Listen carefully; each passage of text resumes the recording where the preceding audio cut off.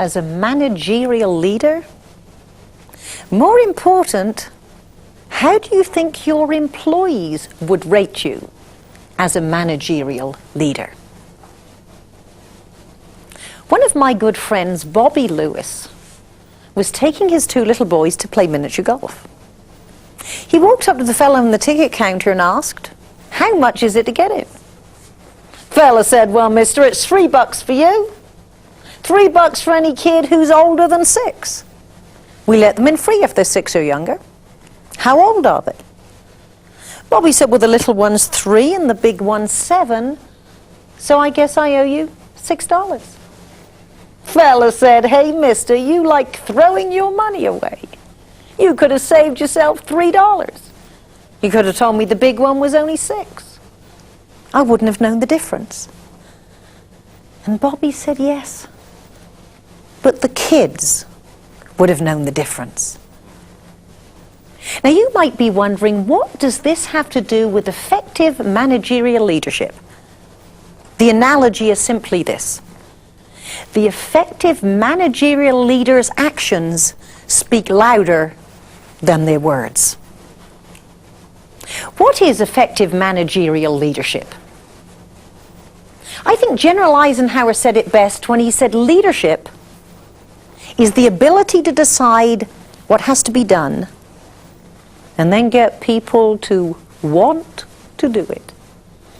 And isn't that exactly what we have to do every day in our business lives? Some of the best leaders that I have observed start by setting a strong foundation, a philosophy that is simple, specific, and easy to remember.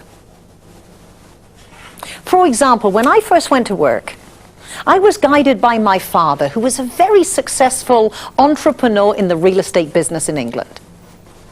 He always said to me, "Don't concentrate on making a lot of money, but rather concentrate on becoming the type of person people want to do business with. Then you most likely will make a lot of money." At one point, I owned and managed a high-end hairstyling salon. And I trained my employees that our philosophy was, it's more than a haircut at Miss Fripp's. It is a motivational experience. You could shake them in the middle of the night. "What do you stand for?" "Oh, it's more than a haircut at Miss Fripp's." They knew their job was not done if people didn't go out feeling better as well as looking better. Many of you have heard of Neiman Marcus, one of the world's most successful retail organizations. Stanley Marcus, their founder, always said to everybody, "Treat each customer as a valued member of the family." When you have a philosophy that's a strong foundation of how you do business, it makes it easier for people to make decisions when they don't exactly have the answer. As an effective leader, you need to ask yourself on a regular basis, does your personal philosophy fit into your corporate philosophy? In fact, if you had a t-shirt with your company logo on the back and your personal philosophy written across the front, what do you think it would say? But even more important, on the days you didn't wear it, would it be obvious by your action? Because an effective managerial leader's actions speak louder than their words. You're probably wondering, what are some of the things you need to remember about how to provide more effective managerial leadership on a day-to-day basis? First thing, it's not what we say as much as what we reward. You set your philosophy, you make sure all the employees understand it and hopefully buy into it. But then, do you reward it when they live by that philosophy? I have, without a doubt, the best travel agent in the entire world. Roger works with a big organization which makes it sometimes easy to get lost in the shuffle and not recognized. He is always happy to hear from me, And believe me, I am a problem customer.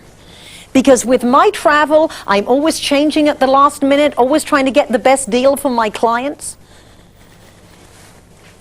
He calls when he's going on vacation so I can make sure I get the best service and talk to him. He takes the initiative and changes my travel schedule by a couple of hours if I can save my clients money. He'll take the initiative to change my plans if he knows there's an airline take me to the same place that I can be upgraded in. All these things he does on a regular basis, never acts in the slightest bit frustrated. And believe me, I would frustrate any travel agent. I wrote a letter to the president of the company. I know him quite well because we've been on different programs together. I told him exactly what Roger did for me and said he really illustrates the 5-diamond service your company says you deliver. I don't know how you reward your employees, but whatever you do, do this for Roger. Now, I have a game I play. When I have exceptionally good or exceptionally bad service, I write to the president of the organization, as much as anything else, to see, do they write back? Within 5 days, I had a personal response, not one of those form letters, a personal response that thanked me for my letter, guaranteed me that they would certainly follow up and make sure Roger was rewarded. They sent the letter to his branch manager, and Roger said he was very embarrassed because they acknowledged him at a staff meeting. Nice embarrassed. They put his photograph in the lobby for a month. They made him Employee of the Month. They gave him a gourmet lunch at a very expensive restaurant every day for a week. They gave him gifts. What they did was reinforce the behavior that they wanted in everybody. Now, on the other hand, there are many organizations who say they believe something but actually don't do it. I had another situation with a hotel where a desk clerk went over and beyond what I would expect to help me with a major problem. The next morning, I found the manager on duty, and I said, that young lady really took a lot of trouble to solve my problem. He said, why don't you fill in an iCare card? I said, what is an iCare card? Well, it was obviously feedback for the employees. They collect them, and they get a reward. It wasn't a gourmet lunch, wasn't a gift certificate, but what it was, they had the opportunity to choose their schedule, which I think is great if you don't want to work the midnight shift. So I said, fine, get me an iCare card. They looked around the desk. 5 minutes of searching, they couldn't find one. They said, go to the restaurant, they're always taking ours. When I was having lunch, I said, can I have an iCare card? Again, a 10-minute search to find a card.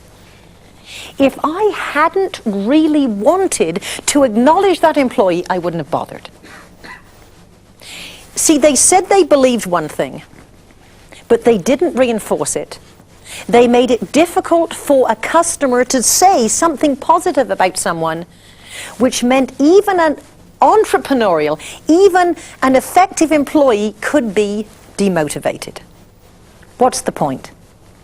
The effective managerial leader rewards activity they want to encourage. Let me say it again. The effective managerial leader rewards the activity they want to encourage. Large organization I've worked with as part of their quality program. They have a booklet they make every year about their company heroes. These, of course, are not the vice presidents. These are the real people who answer the phone, give service to the customers. It's a worldwide organization, and this really colorful, magnificent book, they print up with all the real-life stories every year. They distribute not only internally, so it can encourage other people to learn really what it's like to be part of a team. They also send it out to their customers as part of their public relations program. The effective leader understands they don't do all the work themselves. They have to get their people not only to do their job, but think beyond their job. There was a lumber company in the Northwest. They had a problem. Too many of the logs were coming down the assembly line and falling off. At a very last resort, the owner of the company said, "Hey guys, you have any ideas how we can stop these logs falling off the assembly line?" One short little guy, Charlie, been around there for about 20 years, no one took much notice of him, always wore a little cloth cap, said, "Hey boss, why don't we try this?" They tried his idea. It worked. It worked so well, it saved the company $1,000 a day. You can imagine, they were rather pleased. They had a banquet to honor Charlie and his idea. And all the guys said, "Well, come on, Charlie, stand up, say a few words for the guys." Like little meek guy stood up and looked around a bit sheepishly, never been through any speech training or any of that stuff. He still had his little cap on, he took it off. "I really appreciate the nice evening. Dinner's great. The plaque you gave me is very handsome." They'd even given him a check for thinking. That probably impressed him more than the plaque. And he said, "Well, the missus, she sure enjoyed dressing up and coming out as well. But I don't know why you're making such a big fuss. I thought about the idea 5 years ago. $1,000 a day. Thought about the idea 5 years ago. Well, they all said, 'Charlie, why didn't you tell us?' And you know what he said? Nobody asked. He said, 'I didn't think it was my job to tell you my ideas. I thought it was my job to put the logs back on the assembly line.'" Modern thinking illustrates that the only way we can make our businesses profitable is to have every resource available giving ideas. And the people actually doing the jobs probably can give you more information and more ideas how to improve than a high-priced business consultant. I live in San Francisco. When I first moved there, when we went over the Golden Gate Bridge, we used to pay a toll each way. And you know yourself, anytime you go through a toll, the traffic is always stuck. One day, a rather creative toll taker worked out it seems like same amount of cars go each way. If we took double the amount in one direction, people could move a lot faster the other. I think you call that a blinding flash of the obvious. But you see, managerial leadership encourages people to contribute their own ideas.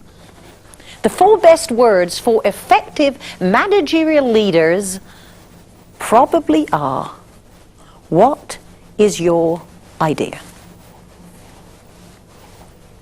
I went to work with a company the year before they had 0 competitors. The year I was there, they had 200 competitors. That's what happens in business today. So naturally, you have to change your strategy. They had a program that had been in effect 3 weeks when I got there. It was a 6-week total program. It was called Just Imagine. It gave the employees the opportunity to get together, about 6 or 7 in a group, 1 hour a week on company time, if they chose to just brainstorm, how can we save our company money?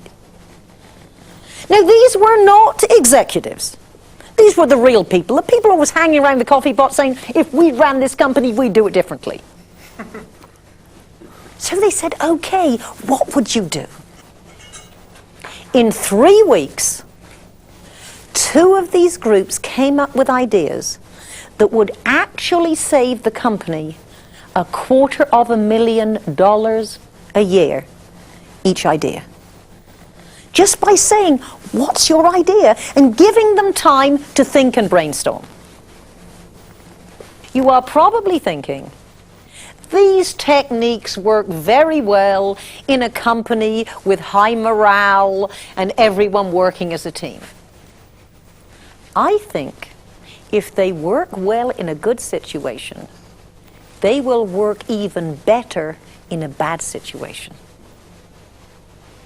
One of my friends was in the grocery distribution business in Southern California. He'd had a lot of success. The owner of a large grocery distribution business in Northern California had lost an enormous amount of money the year before. He also said he had a slight morale problem and convinced this young manager to move up and straighten out the situation. The first thing he found was his slight morale problem was actually a lot worse than he imagined. The first week he was there, the employees stole his car. But he felt he got off lightly because they set fire to the car of the man who hired him. They had an entire drug ring from a neighboring town work in the distribution business. He even found some of the men were sleeping in the warehouses on top of the boxes.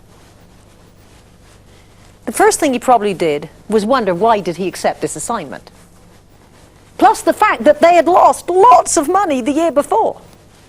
He was the last resort, or this company was going bankrupt. The first thing he did was instill strict discipline. People had to get to work exactly on time. They had to do everything by the book. And realistically speaking, based on the situation he found, it took about 9 months to get everyone doing what they should do. The next thing he did was start to involve the employees by asking them what was their opinion. What is your idea? About very simple things. What color lines should we paint on the floor? Red, yellow, or green? What width of yarn should we use in packing the boxes? Simple things, but an interesting thing happened. The men whose opinions were being asked, for the first time ever, became slightly more company-minded. Then the people whose opinions were not being asked were thinking, why not me? And started getting a little more company-minded. Then he started going to a higher level. What sort of equipment should we use? He bought 2 machines that lifted the boxes into trucks. The men said they don't work well enough. He said, find me equipment that will work and I'll buy it. 2 men on their own time drove 500 miles to look at a factory, to look at equipment they thought would be better, and at their recommendation the manager bought it. These people created history in the grocery distribution industry, records that still stand today. Things like delivering at night and delivering by appointment. Many of the things they decided on actually went against their union contracts. But because the men were part of the decision-making process, they helped renegotiate the union contracts. So you can say, these things work when everyone's getting on well. But in this illustration, it took time. But at the end of the first year, they showed a slight profit. At the end of 3 years, they had paid off the deficit and they were making an incredible profit. But more important than that, They had a loyal, committed workforce that was creating history in their industry. I met people who had worked for their manager years after. They were still talking about him and his ideas. And the fascinating thing, these men, as they grew and developed in their own careers, took the ideas of involvement to their other companies. So you understand, one effective managerial leader not only made a difference in that company, in the careers of those men, but in companies they went to in the future. Let's look at what General Eisenhower said. Leadership is the ability to decide what has to be done and then get people to want to do it. What's the point? The point is, the effective managerial leader encourages people to contribute their ideas. That bears repeating. The effective managerial leader encourages people to contribute their ideas. Another of my clients came up with a dumb rules contest because they knew it had to be fun. Now, we work in large and small organizations with rules and bureaucracy that doesn't always make sense. So they made it a game. They broke up into 28 teams, and in a 3-week period, they came up with 184 dumb rules. Things we do every day that don't make sense to the people actually doing the job. 73 were immediately eliminated. See, if you get ideas from people, how seriously do you take them? It can be a demotivator if you don't do anything with the program. 38 of them are still being reviewed because this was very recently.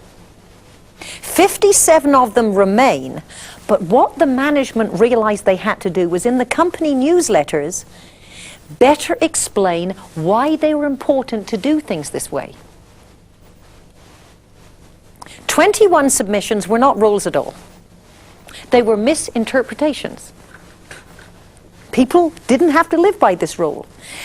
But look what happened. They got their employees involved. They made it fun. They did as a team. They acted on the ideas that were given.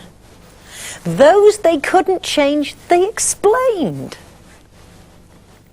And they further educated their people that they in fact could show more creativity than they imagined with some of the things that weren't even roles.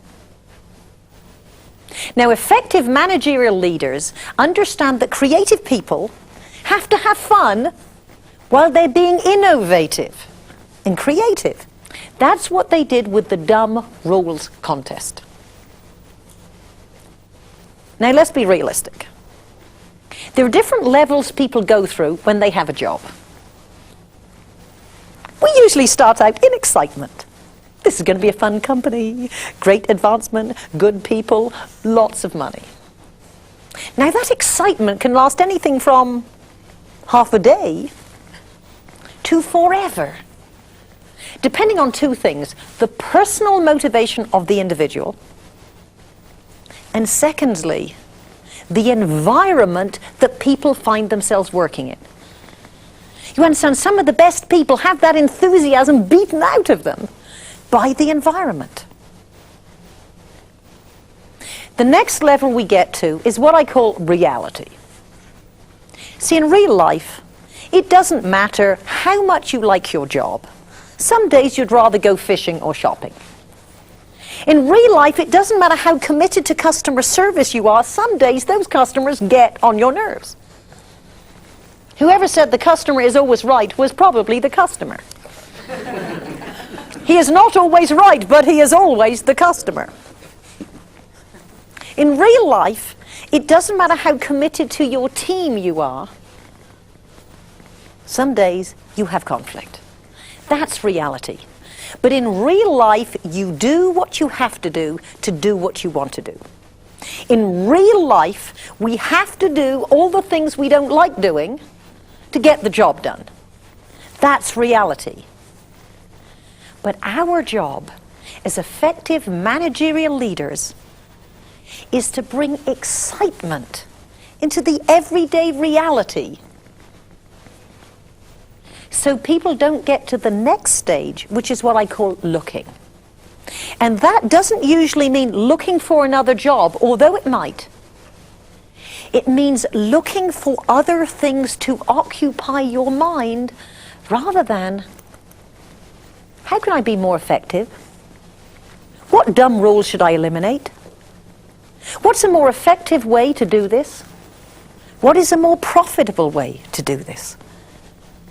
You know yourself, when you're having fun, you are more creative, you are more flexible, and you're more likely to come up with ideas that can save a company money or make them more profitable. What's the point?